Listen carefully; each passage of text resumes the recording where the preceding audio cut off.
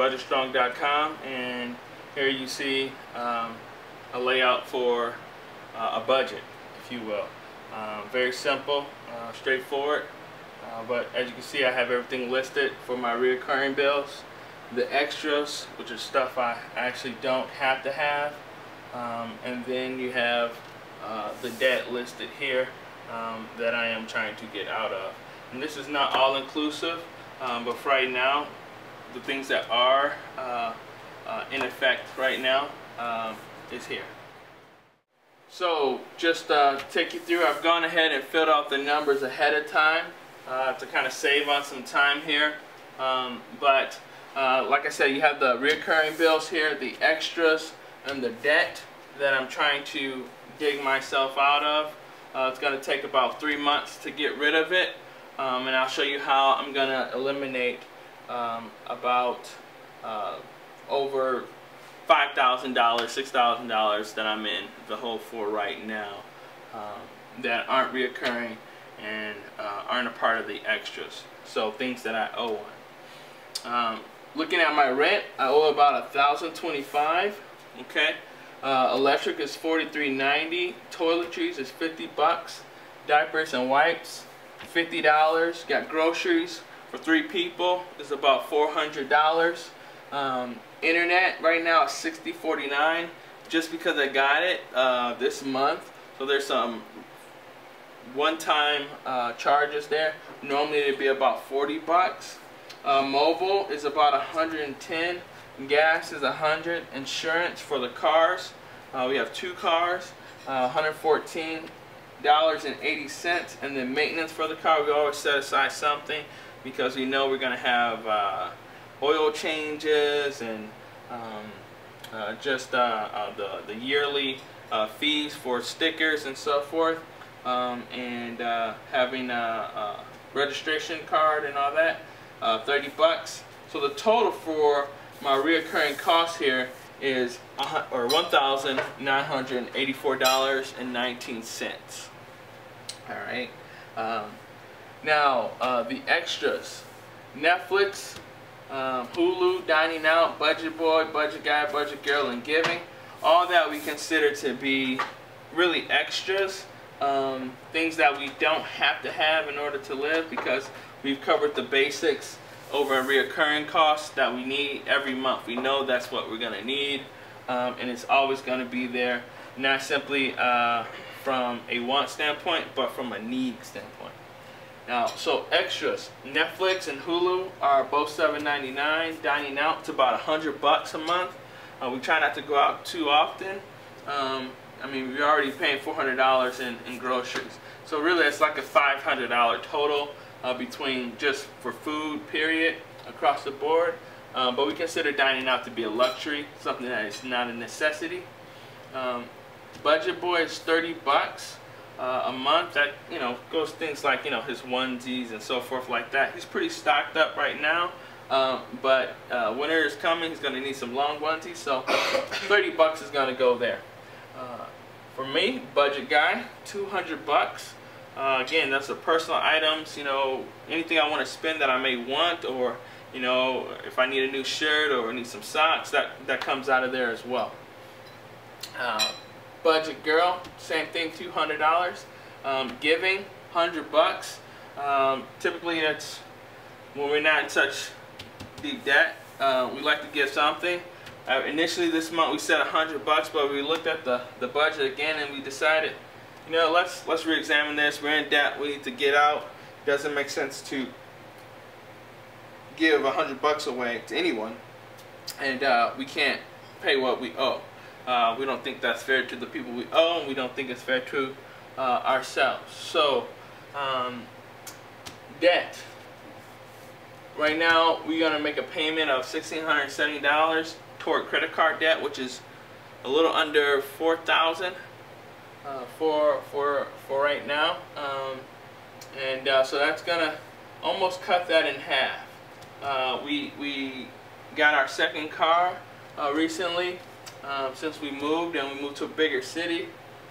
So we took out a mother-in-law loan, a mom loan, parent loan, if you will. for $1,500 just because the situation we were in, and we needed to move because I got a new gig, and wanted to make sure we had everything we needed. So normally it's best to not borrow, because when you take on more debt, you just only get deeper in debt, right? Because typically for most people, I'd say their income doesn't fluctuate too much, all right? And it's just not a good situation to be in when you can't change how much you bring in, but your debt is constantly rising. The first debt out of the 8, which I have listed here, as you can see, 1 through 8, it's not any particular person that you need to know about, but I did go ahead and keep it down here just so I have it for the purpose of this conversation or this vlog. But there's only one of these guys that I'm going to pay this month. And I'll tell you why in a second. The first one is $8.36, which we have to pay. That's tied into our rent here, so I need to take care of that. It's just an electric bill that wasn't transferred over into our name after we've been here for about 2 days. So that's the electric charge for those 2 days. I need to pay the renter, the landlord, back for that. So all in all, our debt and bills total about $5,708.53. Income for the month here, $7,351.20. Now normally it's not that high, but I had some extra funds come in, which is always nice, and it just helps out. So we're going to use those funds toward paying off bills. So our balance, which is income subtracted by debt and bills that I'm paying out for this month, leaves us with a balance of $1,642.67. Now, you may look at that and say, wow, you got $1,600 left. Why aren't you just using that money to pay off the rest of the credit cards, or pay those creditors or whoever, the people you're in debt to, and line items 2 through 8 for debt? Well, you also have to consider that this is for the whole month of October, this income, okay?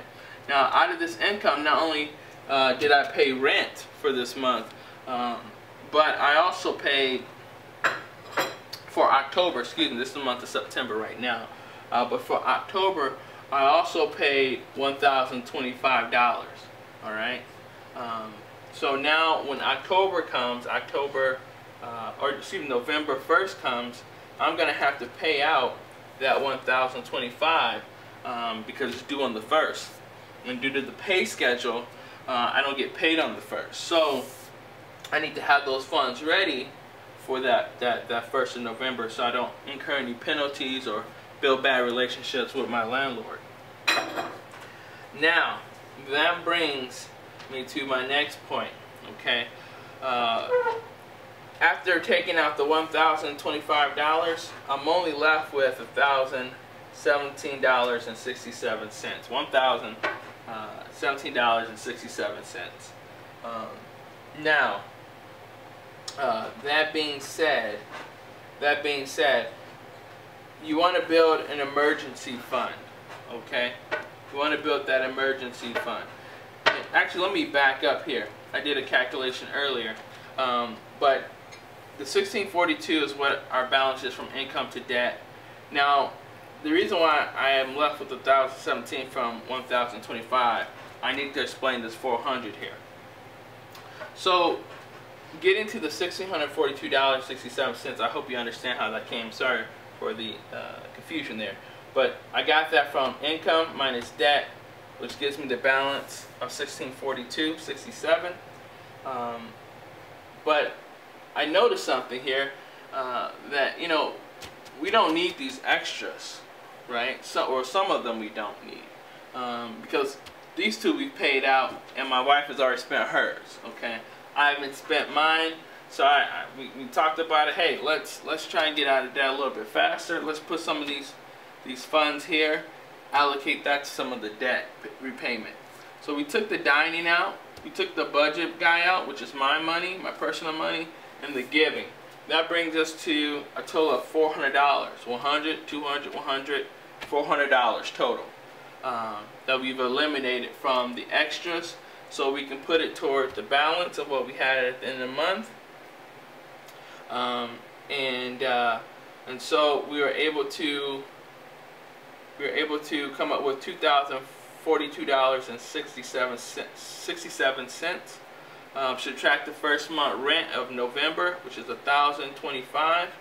That gives me a balance of $1,017.67. That leads me to have with an emergency fund. You know, I don't know if you guys have ever heard of a particular financial guru or debt repayment guru named Dave Ramsey. Very popular guy. Talks about the emergency fund quite a bit. I really believe that you should have one. Given that we've brought ourselves to a kind of zero-base point, need to get that emergency fund set aside. That $1,000, that's there. Okay, that's the emergency fund. And so $17.67 is truly what we're left with here. I don't know if you can see that there. $17.67 is what we're left with. Now you may say, wow, you know, I don't know if I can live with only having $17.67. Well, truly I'm not living with just $17.67, because if you look at here, I've already taken care of everything I need to take care of. Now, true indeed, I'm going to go without making a purchase for this month, but I really don't absolutely have to. Okay, I have socks, I have clothes, I have everything I really need. This really is just our allocated blow money. But given that we're in debt, some of that blow money needs to go to better cost, better use. Alright, so we're doing that by allocating again that $400 toward the debt and the emergency fund.